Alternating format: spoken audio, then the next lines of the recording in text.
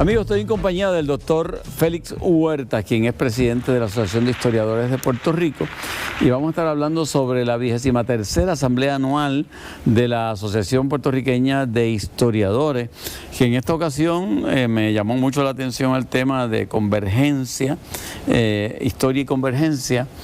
¿Por qué escogen ese enfoque? Bueno, el lema de este año es Historia y Convergencia porque se han unido diversas organizaciones, la Sociedad de Genealogía, la Red de Archivos, los arqueólogos, o sea, esta convergencia es una alianza de diferentes organizaciones para hacer un trabajo interdisciplinario que es tan importante en el país. Y que de todas formas están vinculados. Sí, definitivamente. Entonces también están los estudiantes de historia del Centro de Estudios Avanzados, o sea, tenemos una diversidad y si ves el subtema es Descifrando el Puerto Rico Plural.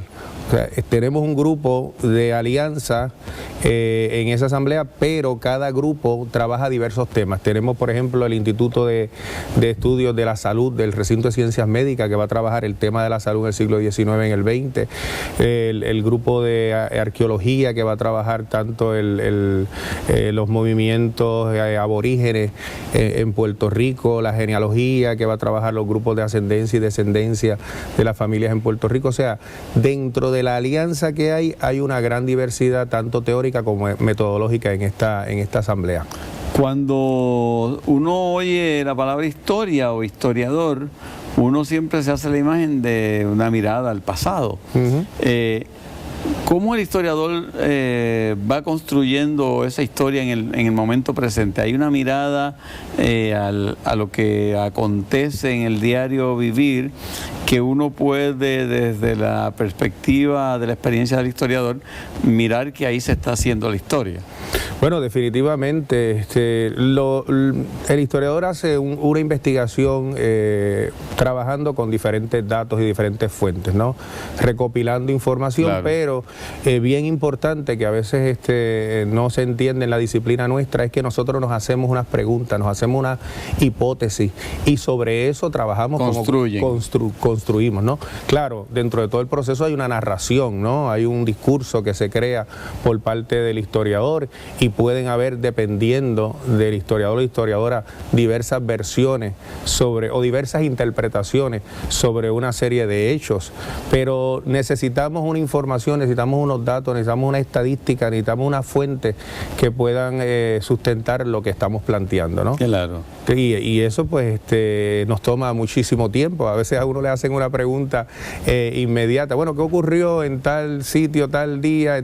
Bueno, eso toma un tiempo de investigación, claro. ¿No? Hay que consultar una serie de fuentes para poder desarrollar un proyecto de investigación que pueda tener unas conclusiones adecuadas y acertadas. Como sería la pregunta de si cuando llegan los Estados Unidos, las tropas de Estados Unidos a Guánica en 1898, si hubo resistencia o no hubo resistencia. Me imagino que ese tema en algún momento se ha traído, si hubo resistencia parte del puertorriqueño a la llegada de ellos o si fue un recibimiento como mucha gente también alega. Bueno, ahí hay un gran debate, ¿verdad? Entre los historiadores y historiadoras. Se ha trabajado bastante el tema de la historiografía puertorriqueña, así que en Puerto Rico sí hay resistencia en algunas áreas del país, como en otras áreas hubo una entrega de algunos pueblos.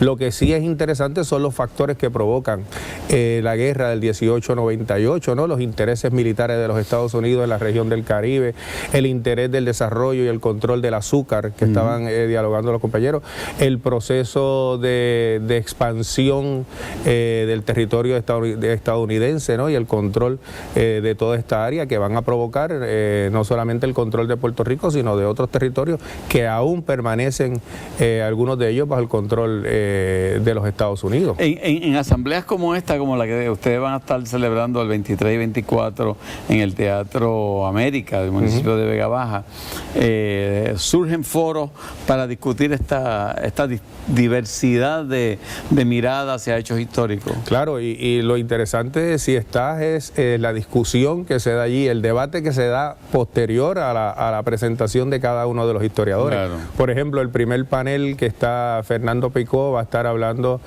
sobre las primeras escuelas en instrucción pública en el siglo pasado. Barceló Miller, Mayra Rosario Urrutia, hablando sobre el tema de la sanidad, la mujer. Y luego de cada panel hay un periodo de 15 o 20 minutos donde están todos los historiadores y historiadoras esperando el momento para entonces comenzar el debate, ¿verdad? Y un diálogo que se da, que a veces se vuelve muy intenso por lo mismo que tú estás planteando, ¿no? De dónde está la fuente. Mirada, ¿verdad? Correcto, correcto. Lo interesante de esta es lo que te había dicho, ¿no? Diferentes grupos que nos hemos encontrado en un momento en el país que es crítico y que yo creo que los historiadores tenemos que estar ahí analizando la situación, dando alternativas como lo hace cualquier otra organización o gremio en el país. No hay duda de que Puerto Rico en este momento está viviendo circunstancias históricas. Definitivamente. Que posteriormente se mirarán, la insolvencia económica, la discusión que se está dando ya en ciertos niveles federales que tocan el tema de las relaciones de Puerto Rico con los Estados Unidos. Son momentos que posteriormente, cuando se mira hacia atrás, serán calificados como momentos históricos. Definitivamente, y sobre ese aspecto, una de las cosas que está haciendo la asociación es también saliendo del aspecto tradicional de la investigación o la de la publicación, sino colaborando con grupos. Yo recientemente tuve un encuentro con grupos de la diáspora en el Centro de Estudios Avanzados y con Agenda Ciudadana, donde estuvimos discutiendo, por ejemplo, las repercusiones que tiene todavía la ley Jones en Puerto Rico, ¿verdad? Que no nos permite increíble, poder, ¿no? La ley de 1917. Poder establecer un desarrollo económico adecuado, porque todavía tenemos un control de los Estados Unidos en unas áreas importantes de la economía puertorriqueña, y este grupo de la diáspora está buscando alternativas en los Estados Unidos de cómo ayudar a Puerto Rico. O sea, que esta serie de fenómenos que se están dando entre historiadores y otros grupos me parece que es bien interesante para poder ayudar no solamente a entender el país, ayudar y ser aplicados en cómo nosotros podemos trabajar por un mejor país. ¿Se ha discutido en alguna ocasión una comparación, o se ha hecho una comparación con respecto a los poderes que tiene Puerto Rico en este momento respecto a la metrópoli y los que tenía en 1898 antes de que llegaran los americanos, respecto al nuevo pacto que se había establecido con el gobierno de Sagasta? Sí, hay varios trabajos, la doctora Zagardía y otros, Carmelo Rosario Natal, se han hecho, ¿no? Lo que pasa es que con la Carta Autonómica, pues es tan breve el periodo de tiempo que el análisis, pues uno lo hace un poco especulativo. Especulativo en el sentido de que sí hay un documento que te deja ver lo que allí había, pero... Del dicho al hecho. Exacto, que es una de las cosas que ocurre siempre en Puerto Rico, ¿no? La metrópoli te podía declarar, por ejemplo, en el caso de Puerto Rico, como provincia en el siglo XIX, con todos los derechos que tenía cualquier español, pero no te trataba como una provincia. Como tal. Pero sin embargo, me parece que, y es una interpretación mía, que el 1897 con la Carta Autonómica daba mucho más poderes de lo que se dio en el 1952 con el Estado Libre Asociado. Pues como ven, sumamente interesante lo que se puede conversar sobre nuestra historia, y a eso es que convoca pues la Asociación de Historiadores de Puerto Rico a esta asamblea del 23 y 24 de octubre en el Teatro América del municipio de Vega Baja, teatro también histórico. Así que le agradecemos el hacernos conscientes de esta convocatoria y siempre el tener este tipo de conversación que resultan ser muy interesantes. Gracias a ti por abrirnos siempre el espacio a los historiadores y historiadoras del país. ¿Cómo no? Gerardo. Qué chévere, y me gusta eso de incluir a la diáspora, que cada vez es mucho mayor.